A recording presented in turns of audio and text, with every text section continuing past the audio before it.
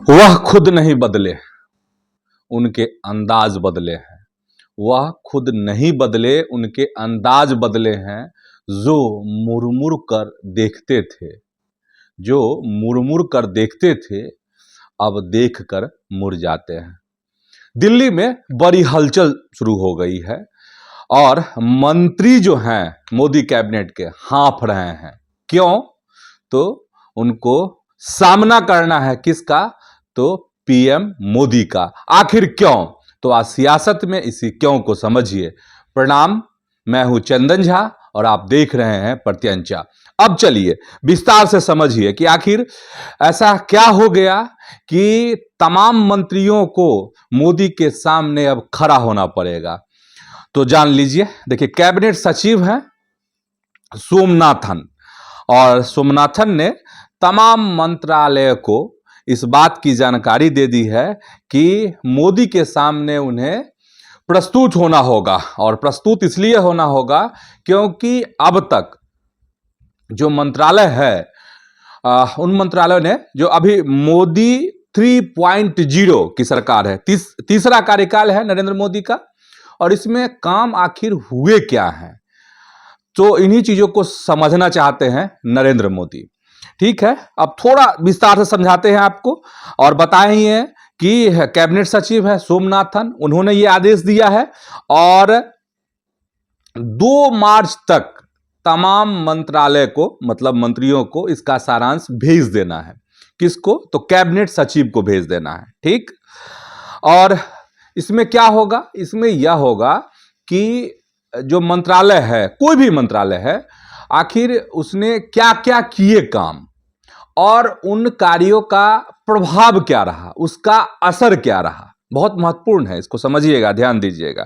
ठीक है, और इसको लेकर क्या किया है कैबिनेट सचिव ने कि जो डिटेल फॉर्मेट है वो तमाम मंत्रालय को उपलब्ध करा दिया गया है। और जो फॉर्मेट उपलब्ध कराया गया है उसमें 3 से 4 कैटेगरी है, और कैटेगरी में ही आपको तमाम उन बातों को दर्शाना है कि आखिर मंत्रालय ने क्या काम किए इस तीसरे कार्यकाल में जो अभी चल रहा है, और उसका प्रभाव क्या रहा। ठीक, अब देख लीजिए, जो खबर आ रही है सामने उसके अनुसार खबर ये है कि एक तो आपको 2 मार्च तक हर हाल में दे देना है, और अभी यह तारीख नहीं बताई गई है कि किस मंत्रालय को कब प्रेजेंटेशन देना है, कब प्रधानमंत्री के सामने वह मंत्रालय, वह विभाग, वह मंत्री कब जो है ये अपनी प्रस्तुति देंगे। लेकिन एक बड़ी हलचल जो है दिल्ली में मची हुई है तमाम मंत्रालय के स्टाफ के बीच, तमाम मंत्रियों के बीच, कि बेहतर प्रेजेंटेशन आखिर बने क्या, कैसे बने, और जब सामना हो नरेंद्र मोदी का तो उसमें फीकापन नहीं हो। तो इस कोशिश में लोग हैं।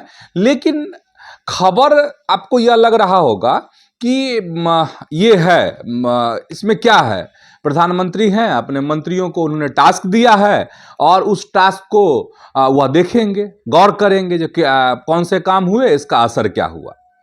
बात इतनी आसान नहीं है और बहुत गंभीर है। अब गंभीर कैसे है जरा इसको समझ लीजिए। अब मोदी का जो पहला कार्यकाल था उसकी उपलब्धियों को देख लीजिए। मोदी का जो दूसरा कार्यकाल रहा बतौर प्रधानमंत्री, उसका आप गौर कर लीजिए, उसकी स्टडी कर लीजिए। और जो तीसरे कार्यकाल हैं उसको अगर आप देखते हैं तो आप समझ जाइए कि जैसे जैसे, मतलब पहला दूसरा कार्यकाल को आप बेहतर कह सकते हैं, इसमें से इस पर सवाल नहीं है। हाँ, विपक्ष इस पर सवाल उठाती है और विपक्ष का काम है सवाल उठाना, लेकिन कई उपलब्धियां हैं सरकार के नाम। लेकिन जो तीसरे के कार्यकाल हैं, जो अब तक के कार्यकाल हैं नरेंद्र मोदी के, अगर आप उसको कहेंगे तो वह फीका है। और फीका है तो पहले फीकापन को समझते हैं, और फीकापन को अगर आप समझिएगा तो उसके अभी 2 उदाहरण हैं और दोनों लेटेस्ट है, ताजा है एकदम। और पहला उदाहरण अगर आप देखिएगा, गौर कीजिएगा, तो वह है यूजीसी। पहला उदाहरण कि यूजीसी की नई गाइडलाइन जैसे ही लागू हुई तो देश कैसे बटा, समाज कैसे विभक्त हो गया, कैसे भनभनाहट देश में शुरू हो गई और कैसे मंत्रालय को बैकफुट पे आना पड़ा, कैसे सुप्रीम कोर्ट के आदेश आए और उसके बाद की जो स्थिति बनी, फिर दिल्ली में रुचि तिवारी वाला मामला हो या कई तरह के मामले हैं, वो आप देखे ही होंगे कैसे सरकार पर जो एक प्रेशर बनाने की कोशिश हो गई और कैसे जो देश विरोधी तत्व है वह मुखौटा बदलकर किस तरीके से प्रहार करने लगे मोदी की सरकार पर। यह बात भी छुपी हुई नहीं है। और जो इस देश को तोड़ना चाहते हैं उन लोगों के हौसले कैसे बुलंद हो गए यूजीसी के मसले पर, यह भी छुपाई हुई कोई बात नहीं है। तो एक उदाहरण ये हो गया। और दूसरा उदाहरण आपको समझना है तो सुप्रीम कोर्ट में एनसीईआरटी की किताब का मामला आप समझ लीजिए कि किस तरीके से सुप्रीम कोर्ट तलक है इस मसले पर और कैसे सरकार को फटकार लगी है, कैसे मंत्रालय ने बिना शर्त माफी मांगी है, कैसे शिक्षा विभाग के मंत्री धर्मेंद्र प्रधान को बैकफुट पे आना पड़ा है। और धर्मेंद्र प्रधान एक ऐसे मंत्री हैं जो यूजीसी के मसले पर भी उनको बैकफुट पे आना पड़ा था और इस मसले पर भी बैकफुट पे आना पड़ा है। तो एक उदाहरण हम आपको बता रहे थे कि दो ऐसे उदाहरण हैं जो ऐसा लगता है वही सपोर्टर जो मोदी के लिए हर कुछ करने को तैयार थे, आज वही सपोर्टर जो है मोदी के सरकार के विरोध में क्यों खड़ा हो गया। तो बहुत सारे सवाल हैं। इसका मतलब यह है कि जो मंत्रालय के द्वारा, शिक्षा मंत्रालय एक बड़ा उदाहरण है, तो ऐसे कई मंत्री हैं, ऐसे कई मंत्रालय हैं जिनमें काम नहीं चल रहा है। और जानते हैं क्योंकि ये तीसरा कार्यकाल है नरेंद्र मोदी का, तो जो मंत्री हैं वो समझिए कि अब ऐश और मौज वाली स्थिति में है। ऐसा लग रहा है जो एकदम अमृत काल उनके लिए आ गया है, निंद्रा में चले गए हैं।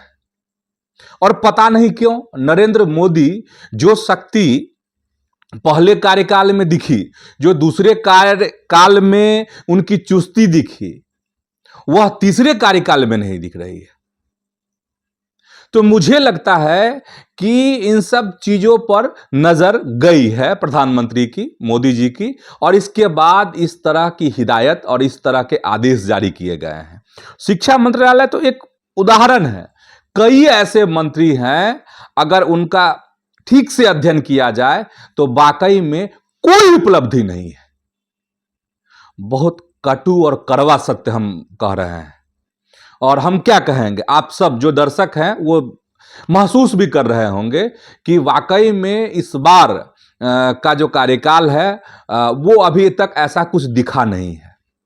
अगर दिखा भी है तो विवाद ही दिख रहा है, चाहे वह यूजीसी का मसला हो या फिर एनसीईआरटी का मसला हो।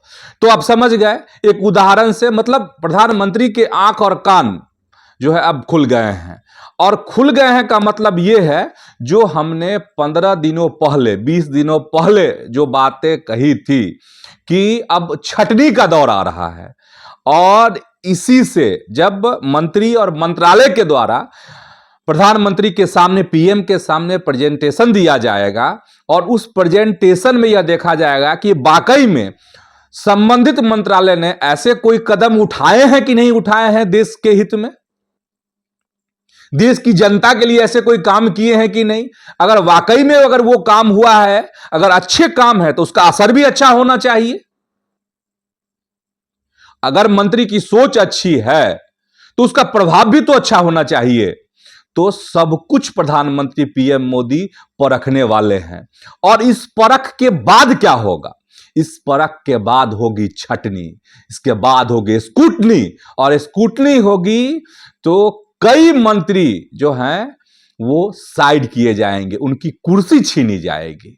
उसमें बिहार के भी मंत्री हो सकते हैं, कोई ताज्जुब वाली बात नहीं है। और सही है, बहुत कड़वा है कि बिहार के मंत्रियों के नाम भी, जो भी मंत्री हैं, हम किसी एक मंत्री का नाम नहीं ले रहे हैं, कोई उपलब्धि नहीं दिखती है। अगर दिखेगी तो खबर में तो वो आ ही जाएगी, प्रधानमंत्री उसको समझ ही लेंगे, महसूस कर ही लेंगे। तो बड़ा समझिए कि दिल्ली में होने वाला है उसकी आहट, और उस आहट पर अब गाड़ी सरपट दौड़ने लगी है। और जब गाड़ी दौड़ने लगी है तो तमाम मंत्रियों की सांसें भी फूल रही है। अब इसका क्या परिणाम होगा ये देखने वाली बात है, और परिणाम ये जरूर है कि कई मंत्रियों की कुर्सी जाएगी जाएगी और जाएगी। तो फिलहाल आज के सियासत में इतना ही। ऐसे ही आप प्रत्यंचा के साथ जुड़े रहिए। यूट्यूब पर इसको सब्सक्राइब कीजिए, फेसबुक पर प्रत्यंचा के पेज को आप फॉलो कीजिए, लाइक कीजिए। वीडियो अच्छा लगा तो शेयर भी कीजिए। धन्यवाद, प्रणाम।